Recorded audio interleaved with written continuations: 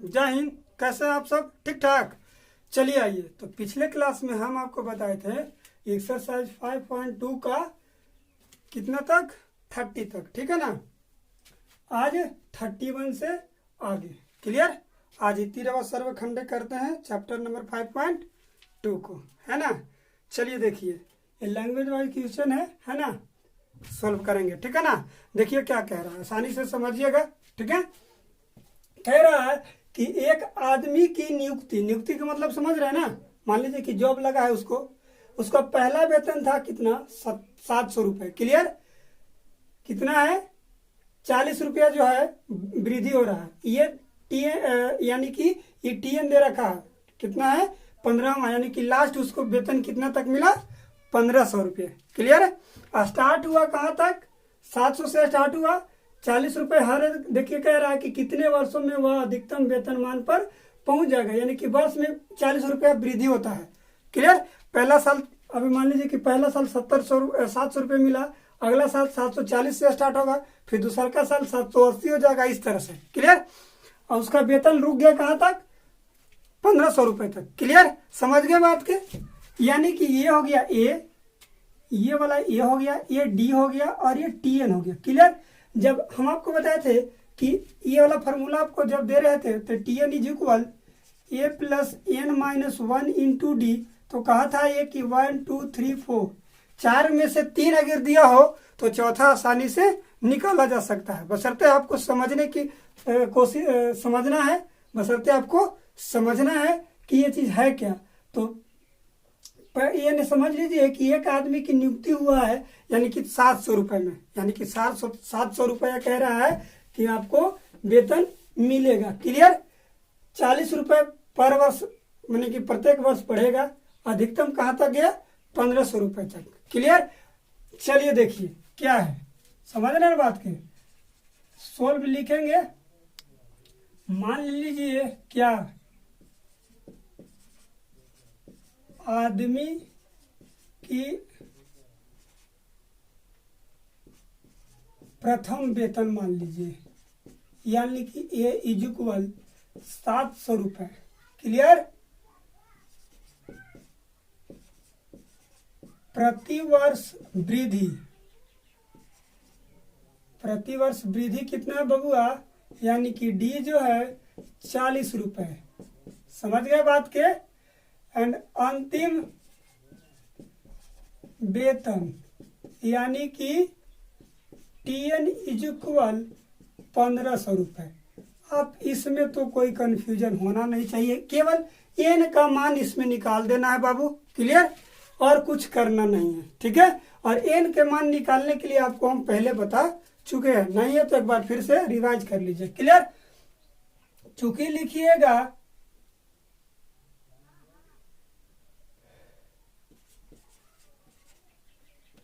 दिए गए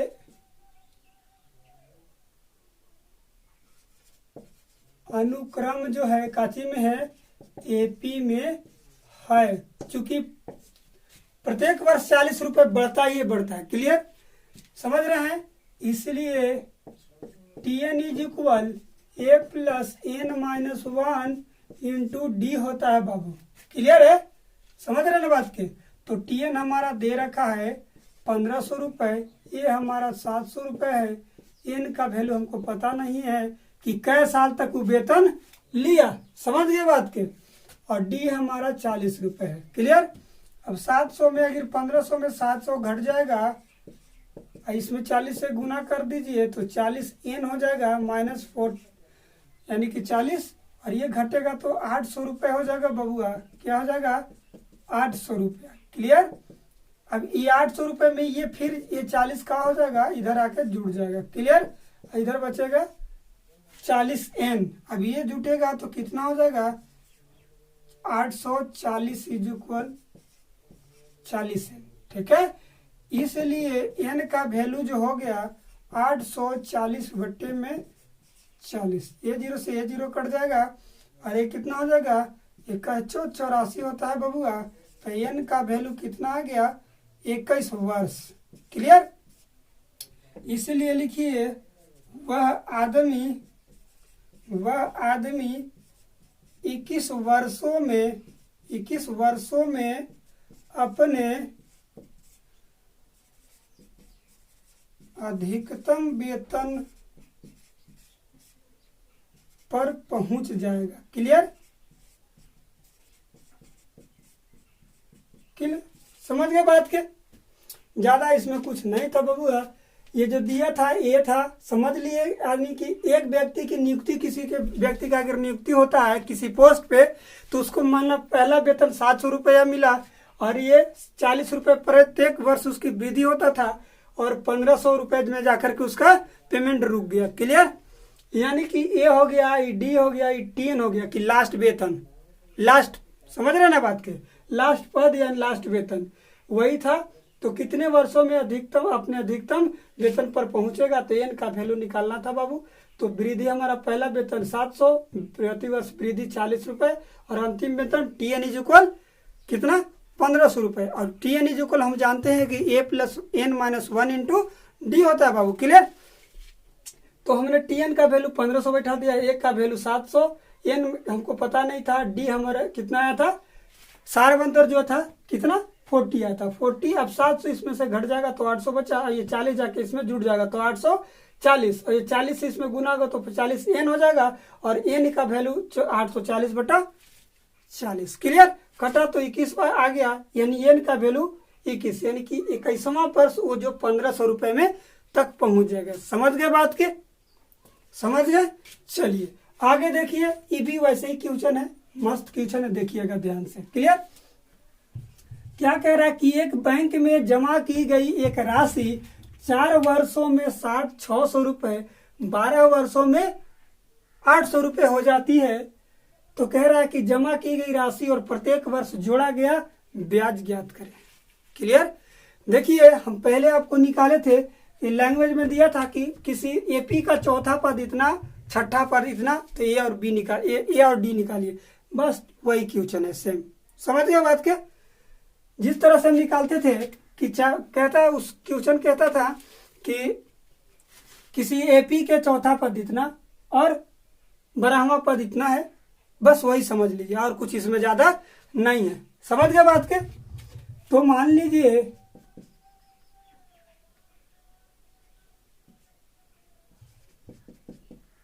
बैंक में जमा की गई प्रथम राशि, क्लियर, क्या मान ले, ये रुपया मान लिए। क्लियर है? और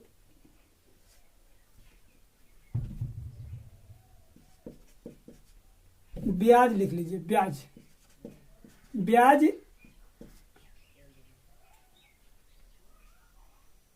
इज इक्वल डी रुपया, ये डी है। मान लीजिए कि ब्याज जब अगर मान लीजिए कि कोई अगर बैंक फिक्स कर देता है तो आपको ब्याज कहा कि 5% देंगे, तो ये नहीं कि अगला साल आपको 10% देने लगेगा। ठीक है ना? 5% का है तो 5% देगा। ठीक है? अब मान लीजिए कि हम 400 रुपया जमा करते हैं, तो 400 रुपया का 5% निकालते हैं, 5% निकालते हैं तो 20 रुपया होता है बबुआ। तो यानी कि 20 रुपया आपको देगा ही देगा, एक से ज्यादा आपको देगा नहीं। यानी कहने का मतलब है कि ये 20 रुपए जो ब्याज दे रहा है, यानी कि डी है, ये हमेशा आपको स्थिर रखेगा। क्लियर? और एपी में जो स्थिर रहता है वो डी ही कहलाता है, स्थिर है, बिल्कुल सेम टाइम बढ़ते रहेगा, 20 रुपए 20 रुपए 20 रुपए जुड़ते रहेगा। क्लियर? ये हो गया। ठीक है ना? इसलिए कुल राशि यानी कि टी एन इज इक्वल का हो जाएगा A plus N minus 1 into D होगा बबुआ। अब कह रहा है प्रश्न से कह रहा है कि 4 वर्षों में जमा की गई राशि। क्लियर? 4 वर्षों में जमा राशि कितना हो गया बबुआ? 600 रुपया।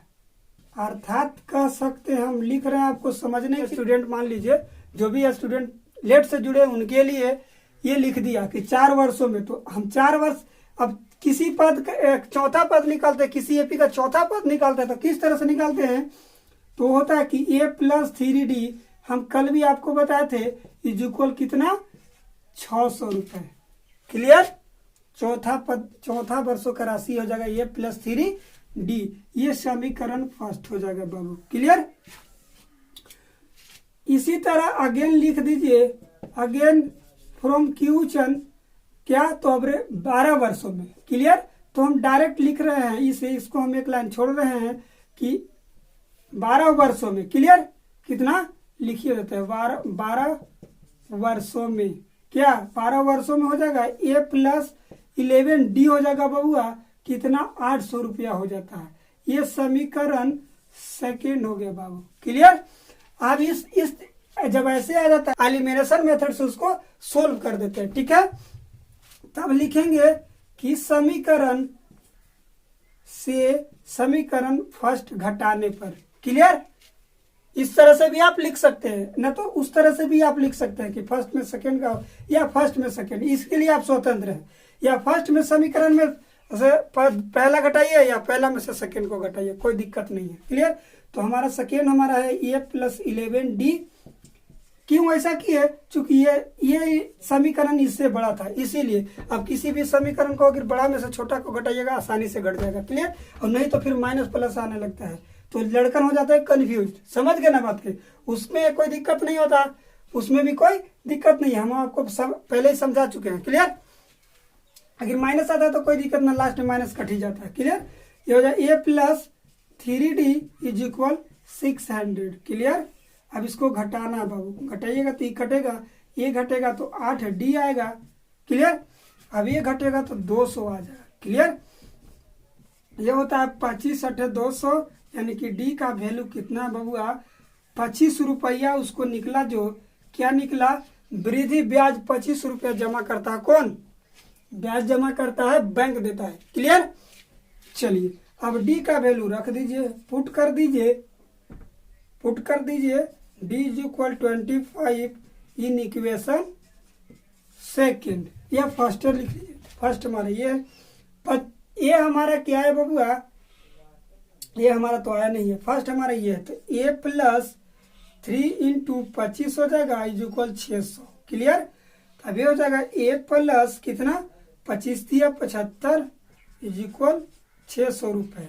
अब ए का वैल्यू कितना आ जाएगा बबुआ, ए इज इक्वल हो जाएगा 600 में 75 को घटा दीजिए, कितना आ जाएगा 525 रुपये। इसलिए लिखिए क्या कह रहा था कि जमा की गई राशि। ठीक है। इसलिए जमा की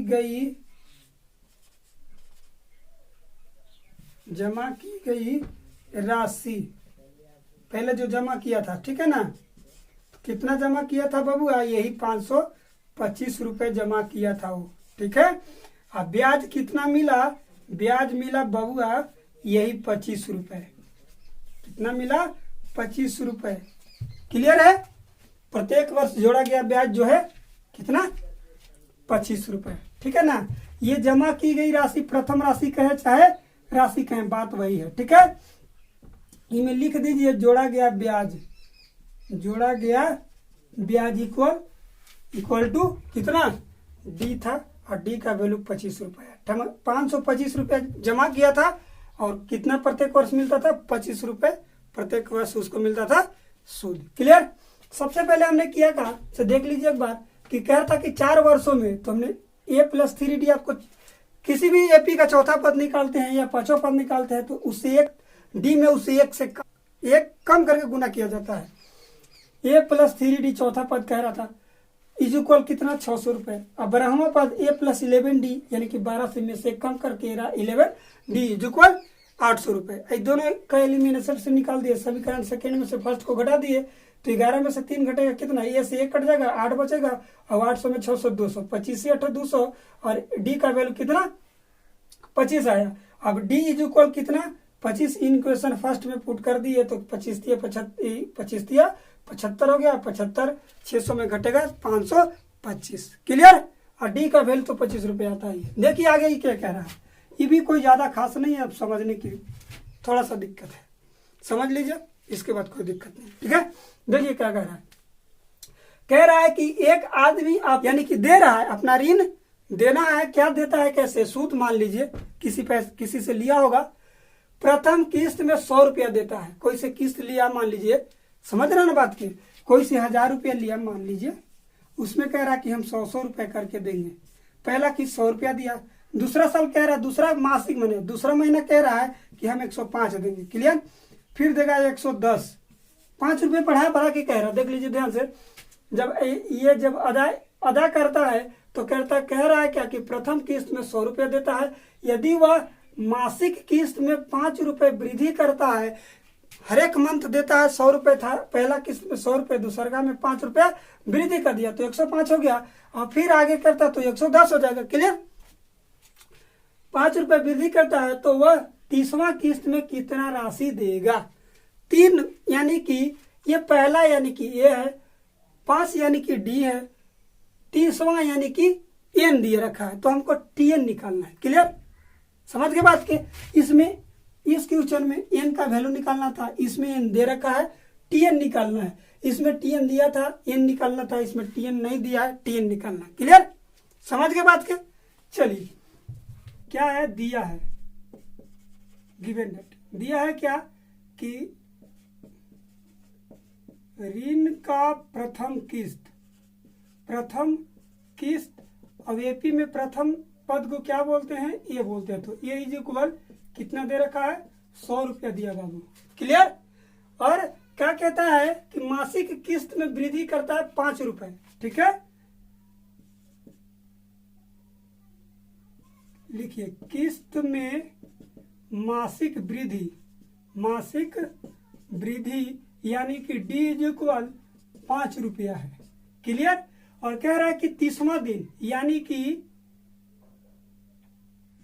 एन इज इक्वल 30 हो गया, N is equal 30, A D और एन आ गया, तो हमारा क्या निकालना है कि 30वां किस्त में कितना राशि देगा, अर्थात टीएन निकालना है। क्लियर? अब चूंकि लीजिएगा दिए गए टर्म्स जो थे, ठीक है ना, टर्म्स क्या है? एपी में हैं। क्लियर? इसलिए TN is equal A plus N minus 1 into D. TN तो हमको पता नहीं है कि 30वां पद है क्या, ठीक है ना। वेयर लिख लीजिएगा, वेयर जहां एन इज इक्वल 30 दिया है, इसलिए टी 30 निकालना है बबुआ। ए हमारा 100 दे रखा है, एन हमको 30 है, और डी हमें कितना दे रखा है? 5 है। क्लियर? उसमें हमने बैठा दिया और कुछ नहीं किया। A plus N minus 1 into D, A का वैल्यू 100 दे रखा था, एन हमारा 30 था। क्लियर? 30 में से 1 जाएगा, कितना बचेगा? 29 इंटू 5 हो जाएगा 100 प्लस 45। क्लियर? 29 बचे 45, ठीक है ना। जोड़ दीजिए 245 रुपए, यानी कि 30वां किस्त में कितना रुपए देगा?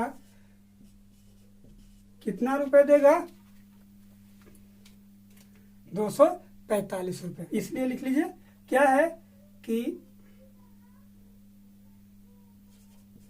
वह आदमी क्या 30वीं किस्त में कितना? 245 रुपए देगा। क्लियर? और कुछ नहीं था। इंड ऑफ लिख लीजिएगा, इंड ऑफ एक्सरसाइज 5.2 हो गया बाबू। इत्तीरेव सर्वखंडे 5.2। क्लियर? देख लीजिए, अगर ना समझ में आए तो फिर एक बार देख लीजिए फिर से। क्या है? कह रहा था कि एक आदमी अपने ऋण की अदायगी कितना?